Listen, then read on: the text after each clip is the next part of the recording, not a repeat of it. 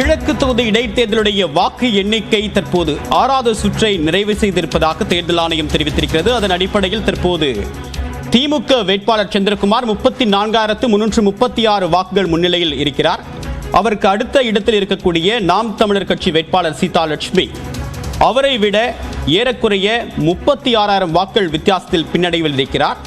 நோட்டாவுக்கு கணிசமாக 1,500 வாக்குகள் கிடைத்திருக்கின்றது. நாம் தமிழர் கட்சியுடைய வேட்பாளர் சீதாலட்சுமி 9,152 வாக்குகள் பெற்றிருக்கிறார். இதன் மூலமாக நாம் தமிழர் கட்சியுடைய வேட்பாளர் ஏறக்குறைய 19% வாக்குகளை பெற்றிருக்கக்கூடும் என்று அனுமானிக்கப்படுகிறது. அதே நேரத்தில் 79 விழுக்காடு வாக்குகளை தற்போது திமுக வேட்பாளர் வி சி சந்திரகுமார் பெற்றிருக்கிறார். இதன் மூலமாக வெற்றி முகட்டை நோக்கி திமுக வேட்பாளர் சந்திரகுமார் நகர்ந்து கொண்டிருக்கிறார். இரண்டாம் இடத்தில் செகண்ட் டிஸ்டன்ஸ் அப்படின்னு சொல்லக்கூடிய டிஸ்டன்ஸ் செகண்ட் அப்படின்னு சொல்லுவாங்க. அந்த வகையில் பார்க்கும்போது மிக பிந்தன இடத்தில் இரண்டாம் இடத்தில் தற்போது நாம் தமிழர் கட்சியுடைய வேட்பாளர் சீதாலட்சுமி இருக்கிறார். இது தொடர்பாக இந்த அரங்கத்தில் தற்போது நம்முடன் விவாதிப்பதற்காக விருந்தினர்கள் இணைந்திருக்கிறார்கள். பத்திரிகையாளர் திரு பிரியன், திமுக தரப்பிலிருந்து சூர்யா கிருஷ்ணமூர்த்தி, இருவருக்கும் வணக்கம். திரு பிரியன், 2025 வெற்றி கணக்கோட தொடங்கியிருக்காங்க டெல்லி தலைநகரில் பாஜக. இந்த பக்கம் அடுத்த வருஷம் தேர்தலை சந்திக்கக்கூடிய நிலையில் திமுக வெற்றி கணக்கோடு தொடங்கியிருக்காங்க. இதை எப்படி பார்க்குறீங்க?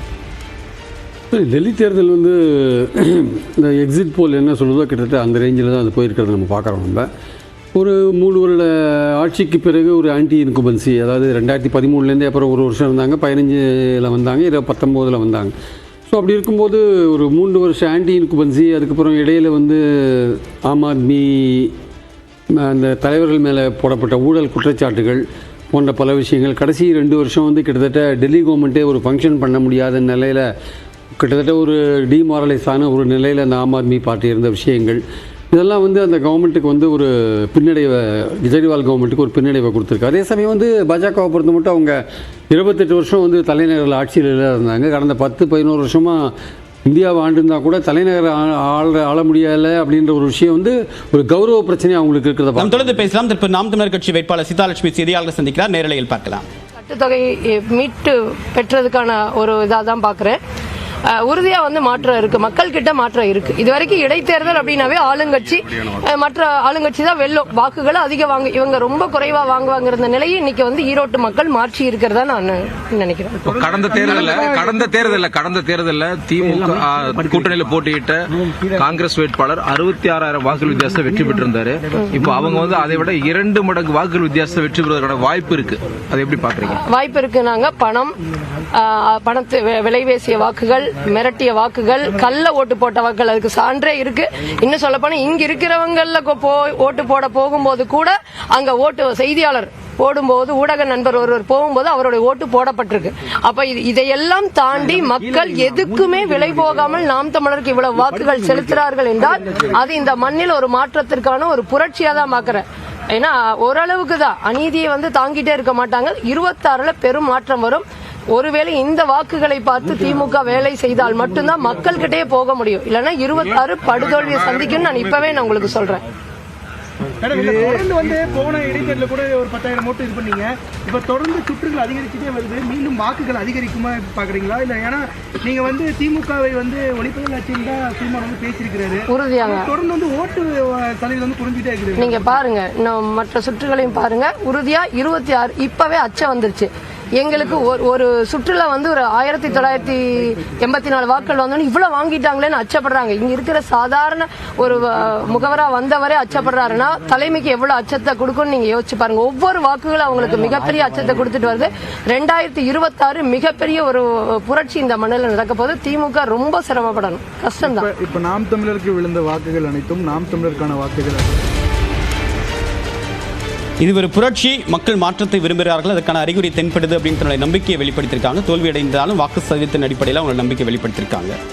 இந்த மாற்றம் அப்படின்றது வாக்கு சதவீதத்தில் எதிரொலிக்குதா இல்லை வேற வழி இல்லாமல் மக்கள் வாக்களிச்சிருக்காங்க? எப்படி புரிஞ்சுக்கிறது? இல்லை, அதாவது இந்த டெல்லியில் வந்து ஆம் ஆத்மியோட பின்னடைவு காரணம் சொன்னேன். பாஜக வந்து எஃபெக்டிவாக பிரச்சாரம் பண்ணாங்க, ஒரு மைக்ரோ லெவல் மேனேஜ் பண்ணாங்க, சித்தாந்த ரீதியில் விஷயத்தை ஆர்எஸ்எஸ் மூலமாக கீழே கொண்டு போனாங்க. அதே மாதிரி மோடியோடைய இமேஜ் ஒர்க் அவுட் ஆகிருக்கு, ஒரு பல ரேலி நடத்தினார். அதே மாதிரி கெஜ்ரிவால் போன்றவர்கள் வந்து அவங்க குற்றம் சாட்டப்பட்ட நிலையில் தான் இருக்காங்க. ஆனால் அவங்க ஏதோ குற்றம் செய்துட்டு ஜெயிலுக்கு போயிட்டு வந்த மாதிரியான ஒரு விஷயத்தை பிரச்சாரம் பண்ணி அதை அந்த கட்டமைப்பில் வந்து வெற்றி பெற்றுட்டாங்க பாஜக ஆக்சுவலாக.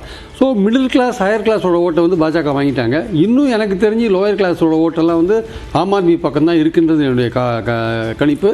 காங்கிரஸ் வந்து ஒன்றும் பெறாத ஆச்சரியம் இல்லை, அவங்க அதை சீரியஸாக எடுத்துக்கல. ஆனால் பல இடங்களில் வந்து ஆம் ஆத்மியோட தோல்விக்கு காங்கிரஸ் காரணமாக இருந்திருப்பாங்க. வாக்கு சதவீதத்தை அவங்க 3.3% வந்து இந்த வாட்டி ஏற்றிருக்காங்க. காங்கிரஸ் வந்து ஆம் ஆத்மி மீண்டும் ஆட்சி, காங்கிரஸும் ஆம் ஆத்மியும் சேர்ந்துருந்தால் வின் பண்ணியிருக்கலாமேன்னு ஒரு பேச்சு வைக்கிறாங்க. ஆம் ஆத்மி வெற்றி பெற்று காங்கிரஸுக்கு அதனால் என்ன லாபம் வர போகிறதுன்னு காங்கிரஸ் முடிவு பண்ணி அவங்களோட சேரல, அவங்க லோக்கல் லீடர்ஸ் வந்து சேர்றதை விரும்பலை. ஆம் ஆத்மி பவர்ஃபுல்லாக வரது வந்து காங்கிரஸ் விரும்பலை. ஒரு கட்டத்தில் ஆம் ஆத்மியும் காங்கிரஸும் வந்து சேர்ந்தே இருக்க முடியாத நிலை வரக்கூடிய வாய்ப்புகள் இருக்கிறதுனால இப்போவே பிரிஞ்சு இருக்கிறது பெட்டர்னு நினைக்கிறாங்க. ஐ திங்க் ஸோ இது வந்து எதிர்கால இந்தியா கூட்டணியிலையும் இது பிரச்சனையை உண்டாக்குறதுக்கான வாய்ப்புகள் இருக்குது. அது ஒரு பக்கம் இருந்தால் கூட இங்கே லோக்கலில் பார்த்தீங்கன்னா வந்து இப்போ சீதாலட்சுமி பேசுகிறத பார்த்தீங்கன்னா வந்து ஏதோ இந்த தேர்தலில் வந்து நாம் தமிழர் வாங்கின ஓட்டு பொது தேர்தலில் பெரிய மாற்றத்தை உண்டாக்கும் அப்படின்னாங்க. அது சரியான பார்வை கிடையாது. இந்த தேர்தலில் வாட் எவர் ஓட்டு நாம் தமிழர் வாங்கினாங்களோ அதெல்லாமே பாஜகவுக்கு போகிற பாஜகவுடைய ஓட்டு, அதெல்லாம் அதிமுகவுடைய ஓட்டு, எல்லாமே அந்த ஓட்டெல்லாம் கலந்துருக்கு. அந்த கேண்டிடேட்ஸ்லாம் அங்கே இல்லாதனால திமுகவை பிடிக்காதவர்கள் அவங்களுக்கு ஓட்டு போட்டிருக்காங்க. பெரியாரை பற்றி அவர் எடுத்த பிரச்சாரத்தை வந்து ஒரு வாக்கெடுப்பு மாதிரி அங்கே நடத்தினார். அந்த வாக்கெடுப்புக்கு மக்கள் பெரிய அளவுக்கு ஆதரவு கொடுக்கல. ஆனால் பாஜக ஆதரவு ஓட்டுகள் அவருக்கு போயிருக்கு.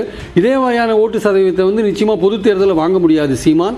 இன்னும் குறையறதுக்கான வாய்ப்புகள் தான் அதிகமாக இருக்குது. விஜய் கட்சி ஆரம்பித்ததுனால அவருக்கு இதுவரையும் சீமானுக்கு போடப்பட்ட விஜய் ஆதரவு ஓட்டுக்கள்லாம் விஜய்க்கு போகக்கூடிய வாய்ப்பு இருக்கிறதுனால வரப்போகிற பொது தேர்தலில் சீமான் இன்னும் குறைவாக தான் 8% குறைவாக தான் ஓட்டு வாங்குவார். இந்த தேர்தல் கொஞ்சம் எக்ஸப்ஷனலான ஒரு தேர்தல். இங்கே வேறு யாரும் போட்டி போடாதனால அவர் வந்து கிட்டத்தட்ட ஒரு 20% வாக்குகள் பெறுவதற்கான வாய்ப்பு இருக்கிறது. ஸோ திமுகவுடைய வெற்றி எதிர்பார்த்த விஷயம் தான். அவங்க சொல்கிற குற்றச்சாட்டுகள் பணம் கொடுத்தாங்க போன்ற விஷயங்கள்லாம் நம்ம மறுக்கிறதுக்குள்ள அது நடந்திருக்கிறதுக்கான வாய்ப்புகள் கூட இருக்கானால் அதுக்குன்னு ஒரேடியாக வந்து திமுக மேலே மக்கள் அதிருப்தியாக இருக்காங்க அப்படின்ற விஷயத்தை வந்து நம்ம எடுத்துக்க முடியாது.